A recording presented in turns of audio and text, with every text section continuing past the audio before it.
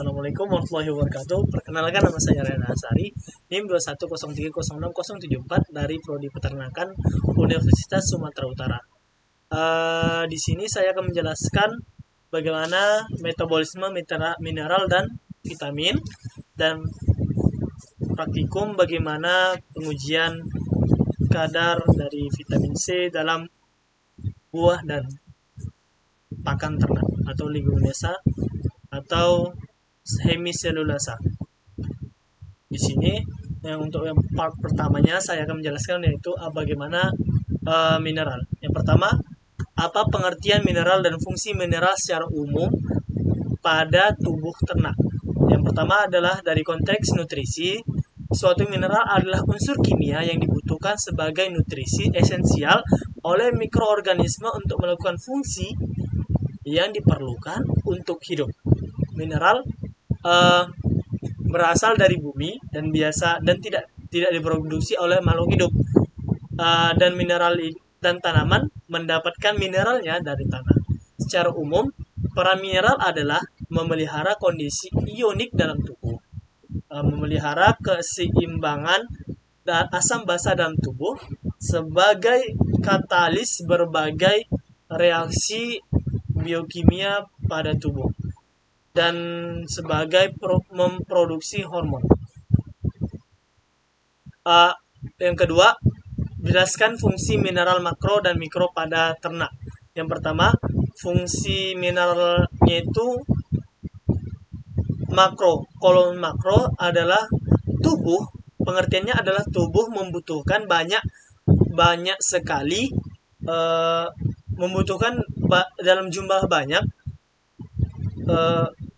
porsi penyerapan dari mineral-mineral ini. Sedangkan untuk mikro kebalikannya, tubuh membutuhkan sedikit penyerapan, porsinya sedikit yang akan diserap oleh tubuh, tetapi wajib ada gitu di dalam tubuh. Yang seperti contohnya untuk mikronya itu ada kalsium, yaitu untuk pembentukan tulang dan gigi, dan ada natrium, ada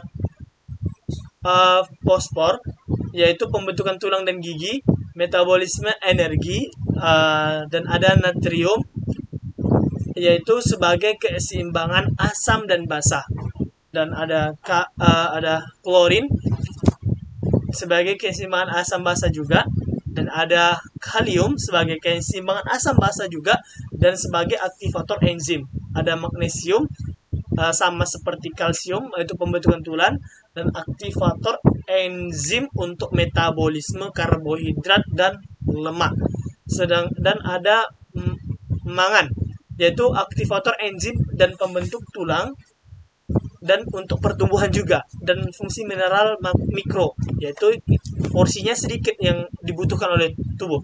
Yang pertama adalah Zn atau zinc atau Zeng, yaitu komponen aktivator enzim dan penyembuh luka. Dan ada juga Fe atau besi, yaitu sebagai pembentuk hemoglobin. Ada Cu atau tembaga sebagai pembentuk hemoglobin juga, dan ada iodium, yaitu konstituen hormon tiroid. Apabila kita kekurangan iodium akan membutuhkan gondokan gitu. Dan ada sulfur, yaitu sebagai sintesis protein mikroba, protein mikroba. Dan ada kobalt, yaitu sebagai bagian dari vitamin B12 untuk pertumbuhan mikroba rumen. Dan ada fosfor, ada fluor, yaitu esensial untuk hewan-hewan laboratorium. Dan ada Se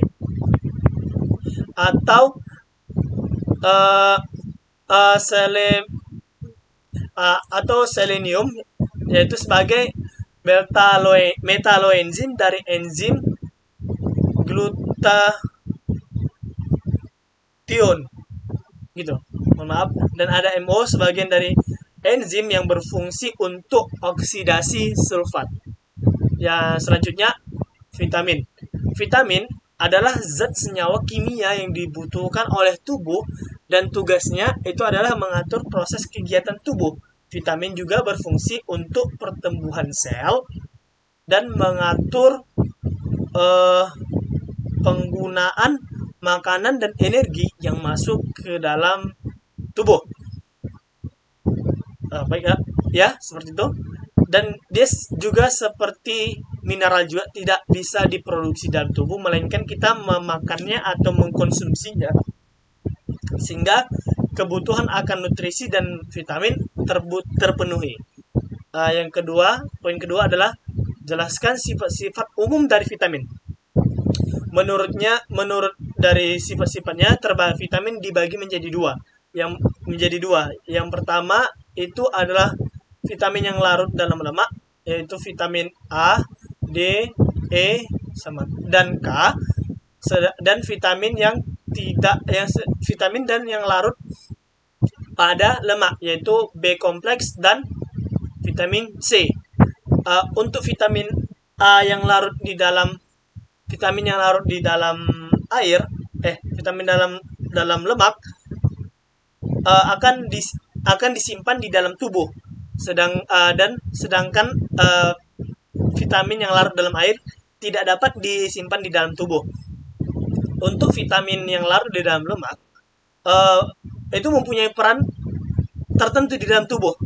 Sebagian besar vitamin yang larut dalam lemak akan diabsorpsi bersama lipid lainnya, dan absorpsinya itu membutuhkan cairan empedu atau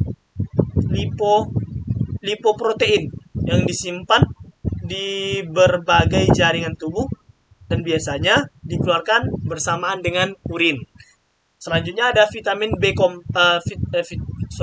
Selanjutnya ada vitamin yang larut di dalam air, yaitu yang tidak dapat disimpan di dalam tubuh sama sekali, dan vitamin yang larut itu akan disaring selayaknya air yang muaranya akhirnya sebagai urin juga, dan waktu keluarnya biasanya lebih cepat dari vitamin yang terlarut dalam lemak. Ya, selanjutnya ada yang poin ketiga adalah jelaskan jenis-jenis vitamin dan fungsinya pada tubuh ternak. Yang pertama, jenis-jenis vitamin ada tiamin atau B1 yang berperan sebagai koenzim dekarbonasi dan dekarboksilasi senyawa asam dan keto. Ada riboflavin, yaitu vitamin B2, memiliki fungsi sentral dalam produksi energi dan pernafasan seluler. Ada B3, ini dibutuhkan untuk sintesis vitamin B3, NAD, dan NADP. Dan ada asam pantotenat, yaitu atau B5, yaitu diperlukan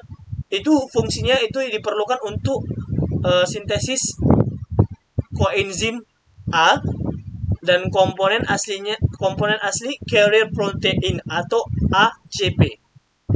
Dan ada vitamin B6, yaitu di dalam tubuh diubah menjadi bentuk aktifnya itu PLP atau pyridoxal fosfat, dan PLP ini berfungsi sebagai koenzim pada reaksi transminasi pada proses transminasi, sintesis, dan katabolisme asam amino dan glikogenesis glikolisis. Dan ada vitamin A biasanya untuk mata, dan ada vitamin C untuk tulang, untuk pembentukan gigi dan tulang. Baiklah, terima kasih. Mohon maaf apabila ada yang salah. Assalamualaikum warahmatullahi wabarakatuh. Baiklah, di sini saya akan melakukan percobaan untuk mengetahui vitamin C, keberadaan vitamin C di dalam suatu buah atau leguminosa atau rumputan yang berada di sekitar rumah saya. Untuk mengetahui keberadaan vitamin C, saya menggunakan larutan betadine atau iodin untuk larutan indikatornya. Untuk alat-alat dan bahan, saya menggunakan air putih atau Aquades, dan kap. Untuk yang larutan pertama saya menggunakan larutan yang berasal dari buah anggur. Yang kedua saya menggunakan larutan yang berasal dari asam belimbing. Selanjutnya saya menggunakan dari ekstrak buah salak. Yang keempat saya menggunakan dari ekstrak daun singkong. Yang terakhir saya menggunakan ekstrak dari daun bayam. Untuk prosedur kerja, pertama-tama saya akan meneteskan di dalam cup yang berisi Aquades 5 tetes dari larutan iodin atau betadine.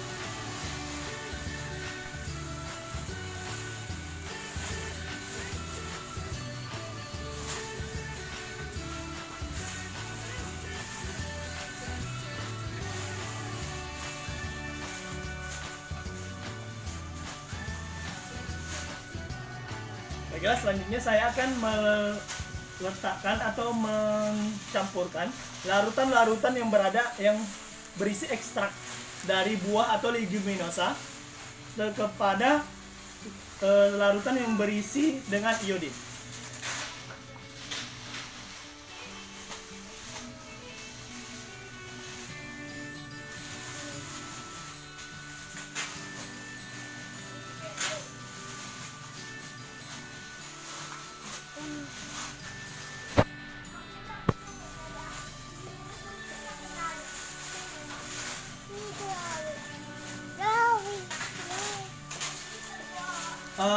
Baiklah, terlihat di depan kita terjadinya perubahan terhadap larutan iodin yang warnanya berwarna merah warna merah jingga kepada air yang saya letak dengan ekstrak dari buah-buahan atau leguminosa ini.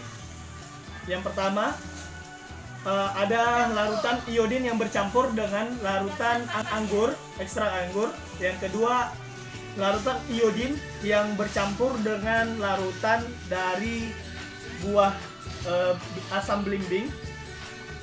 Yang selanjutnya, larutan iodin yang bercampur dengan larutan salak, ekstrak salak, dan larutan iodin yang bercampur dengan ekstrak dari daun singkong, dan larutan yang bercampur dengan ekstrak daun bayam. Kenapa terjadi hilangnya warna dari warna iodin? Ini mengindikasikan ada keberadaan vitamin C di dalam suatu zat pakan. Di sini terjadinya perubahan dikarenakan iodin akan menghilang apabila bersatu dengan larutan yang ada di dalamnya vitamin C. Baiklah, mungkin ini saja yang saya bisa sampaikan. Kurang dan lebihnya saya mohon maaf. Billahi taufiq wal hidayah. Assalamualaikum warahmatullahi wabarakatuh.